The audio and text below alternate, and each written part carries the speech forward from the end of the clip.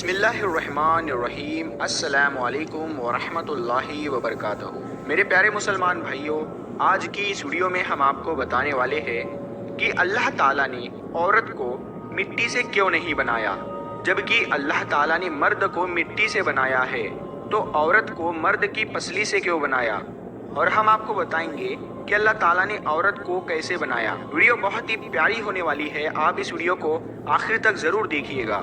اور اگر ابھی تک آپ نے ہمارے چینل نور حدیث کو سبسکرائب نہیں کیا ہے تو سبسکرائب کر کے ساتھ میں لگے بیل آئیکن کو ضرور دبا دے اور اس ویڈیو کو ایک لائک کرے۔ تو آئیے شروع کرتے ہیں ویڈیو۔ مرد کی پسلی سے عورت کو بنا کر اللہ تعالیٰ نے مردوں کو اپنی اس حکمت کا اشارہ دیا کہ میں نے اس عورت کی تخلیق فرشتوں کی لائی مٹی سے نہیں کی، میں نے اسے تمہارے جسم کے حصے سے اسی لیے نکالا کہ عورت کا تقدس اور پردہ قائم رہے، فرشتوں کو بھی خبر ہونے نہ پائے کہ زمین کی لائی ہوئی کس مٹی سے عورت کی تخلیق ہوئی۔ یعنی عورت کے تقدس کی حد تو دیکھیے کہ فرشتوں سے بھی اس کی بناوٹ کا پردہ لازمی قرار دیا گیا، اور پہلی عورت اس مرد کی پسلی سے نکلی جن کی وہ بیوی کہلائی۔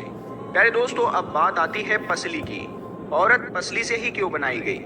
عورت پسلی سے ہی کیوں نکلی؟ کیا عورت کو ٹیڑھا پن وہی سے ملا؟ نہیں دوستو، یہاں بھی حکمت سے خالی بات نہیں ہے۔ انسانی جسم میں دل اور بہت سے نازک حصے اسی پسلی کے پیچھے چھپے ہوئے ہیں۔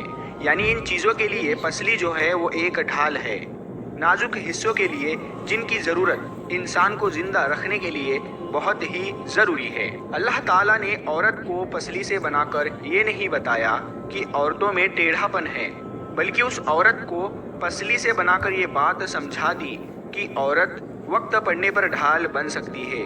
ہمارے پیارے نبی صلی اللہ تعالیٰ علیہ وسلم صحابہ کی محفل میں جلوہ فرماتے کہ اتنے میں ایک شخص حاضر ہوا اور عرض کرنے لگا، یا رسول اللہ صلی اللہ تعالیٰ علیہ وسلم، کوئی ایسا مومن بھی ہے جو جہنم میں رہے گا؟ پیارے نبی صلی اللہ تعالیٰ علیہ وسلم فرمانے لگے، ہاں، ایک شخص ایسا ہوگا کہ جو جہنم کی گہرائی میں 1000 سال تک رہے گا اور مسلسل اونچی آواز میں پکارتا رہے گا، یا حنان یا منان۔ وہ شخص ایک دن ایسی اونچی آواز سے یا حنان یا منان کہے گا کہ حضرت جبرائیل علیہ السلام جہنم کے قریب سے گزرتے ہوئے اس آواز کو سن لیں گے۔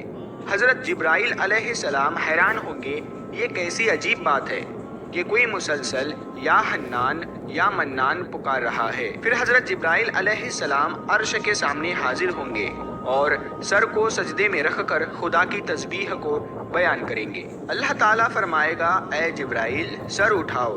جیسے ہی حضرت جبرائیل علیہ السلام سر اٹھائیں گے، اللہ تعالیٰ فرمائے گا کہ بتاؤ کیا عجیب دیکھا تم نے؟ حضرت جبرائیل علیہ السلام عرض کریں گے، اے ہمارے رب، میں نے جہنم سے آتی ہوئی ایک آواز سنی ہے جو کہ گہرے کھڑے سے لگ رہی تھی، کوئی پکار رہا تھا، یا حنان یا منان۔ اللہ تعالیٰ فرمائے گا، اے جبرائیل، جہنم کے دروگا ملک کے پاس جاؤ اور اس سے کہو کہ جو بندہ یا حنان یا منان کی صدائے لگا رہا ہے اسے جہنم سے نکال کر تمہارے حوالے کر دے، پھر اسے میرے پاس لے کر آنا۔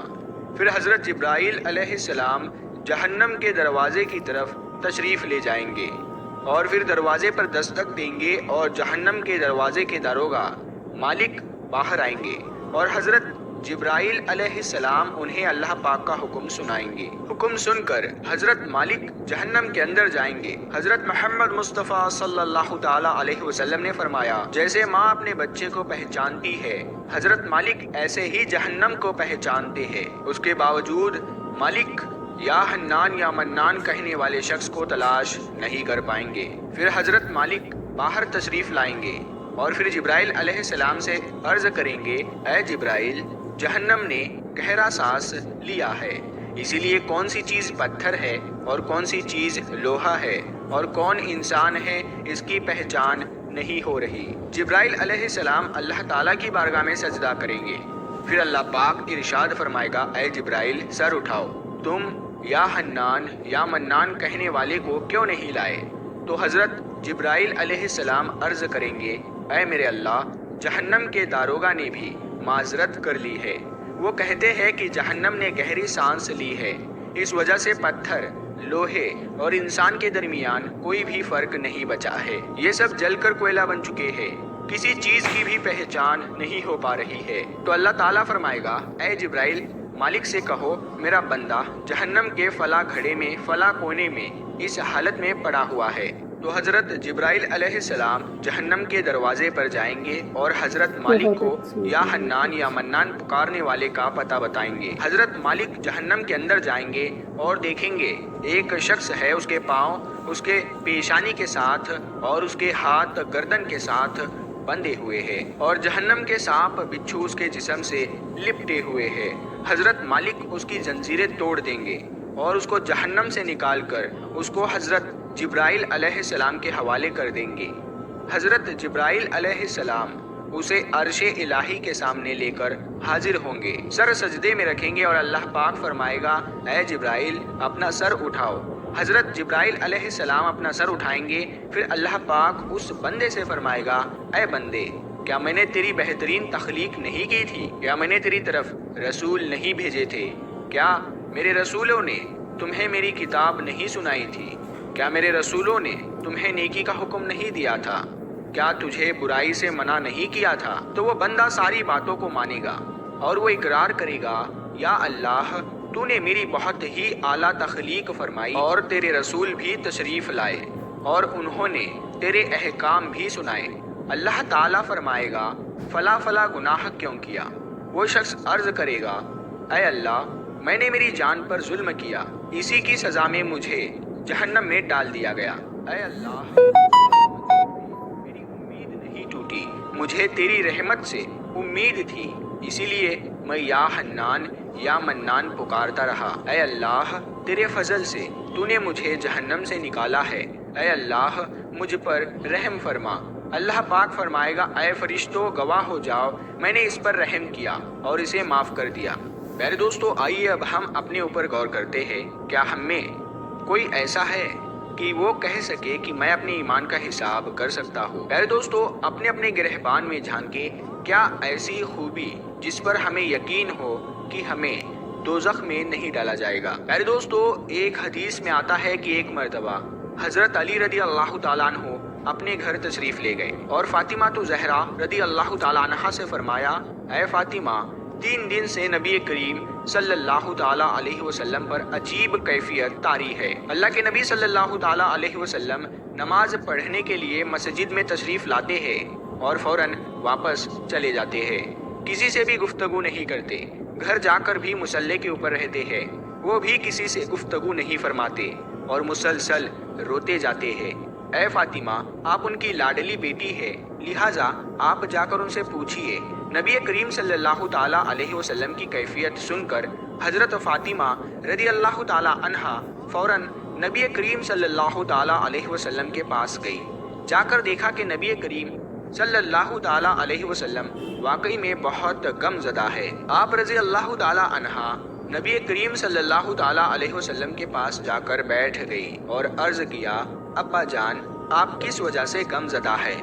نبی کریم صلی اللہ تعالیٰ علیہ وسلم نے ارشاد فرمایا، اے میری بیٹی فاطمہ، جب میں نے معراج کیا، جہنم کو دیکھا، میں نے اس میں ان عورتوں کو عذاب پاتے ہوئے دیکھا، وہ نقشہ اس وقت میرے سامنے ہے اور میں اپنی امت کے غم میں رو رہا ہوں اور اللہ رب العالمین سے اپنی امت کی مغفرت مانگ رہا ہوں۔ حضرت فاطمہ رضی اللہ تعالیٰ عنہا نے پوچھا، یا رسول اللہ صلی اللہ تعالیٰ علیہ وسلم، آپ نے جہنم میں کیا دیکھا؟